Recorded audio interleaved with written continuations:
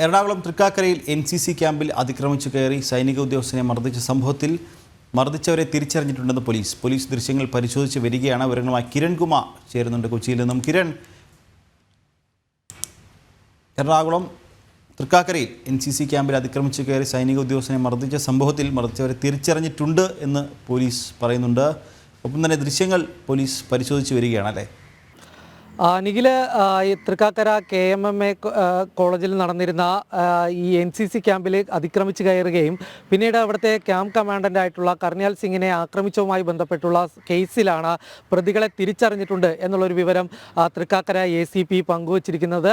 ഈ പ്രതികൾ കുട്ടികളുടെ രക്ഷിതാക്കളാണോ അല്ലെങ്കിൽ പുറത്തുനിന്ന് എത്തിയവരാണോ എന്ന കാര്യങ്ങളിലാണ് കുറച്ച് വ്യക്തത ലഭിക്കേണ്ടത്.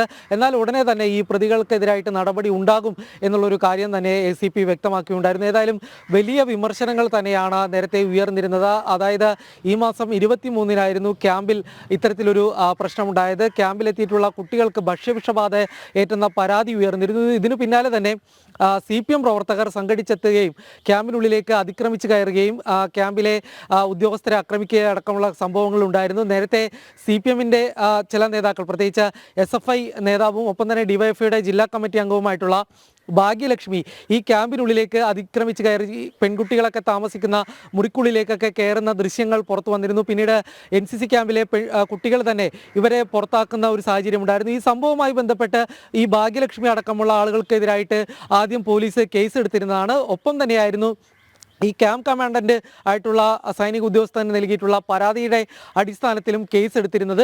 എന്നാൽ ഇതിൽ FIR ഇട്ട് പ്രതികൾക്കെതിരായിട്ടുള്ള നടപടിയെടുക്കാനായിട്ട് പോലീസ് തയ്യാറാകുന്നില്ല എന്ന വിമർശനമാണ് ഉയർന്നിരുന്നത്. ഈ കാര്യം ചൂണ്ടിക്കാണിച്ചുകൊണ്ട് ഈ ക്യാമ്പ് കമാൻഡൻ്റ് ആയിട്ടുള്ള കർണൽ സിംഗിൻ്റെ പിതാവ് കഴിഞ്ഞ ദിവസം എക്സിൽ, സമൂഹ മാധ്യമമായിട്ടുള്ള എക്സിലും ഈ കാര്യങ്ങൾ പങ്കുവച്ചിരുന്നു. താനും തൻ്റെ മകനും സൈനികരാണ്, താൻ ഒരു മുൻ സൈനികനാണ്. ഈ തൻ്റെ കുടുംബത്തിന് വലിയൊരു കാര്യമാണ് ഇങ്ങനെ നേരിടേണ്ടി വന്നത്. കേരളത്തിൽ നിന്ന് തൻ്റെ മകൻ സേവനം ചെയ്യുന്ന സമയത്ത് ഇത്തരത്തിൽ ആക്രമിക്കപ്പെടുകയായിരുന്നു എന്നുള്ളൊരു കാര്യമായിരുന്നു അദ്ദേഹം ചൂണ്ടിക്കാണിച്ചിരുന്നത്. ഈ വിഷയത്തിൽ ഇതുവരെ പോലീസ് നടപടിയെടുക്കുന്നില്ല. അതുകൊണ്ട് തന്നെ കേന്ദ്ര ഇടപെടൽ ഉണ്ടാകണം എന്നുള്ളൊരാവശ്യവും അദ്ദേഹം ഈ പോസ്റ്റിൽ ആവശ്യപ്പെട്ടിരുന്നു.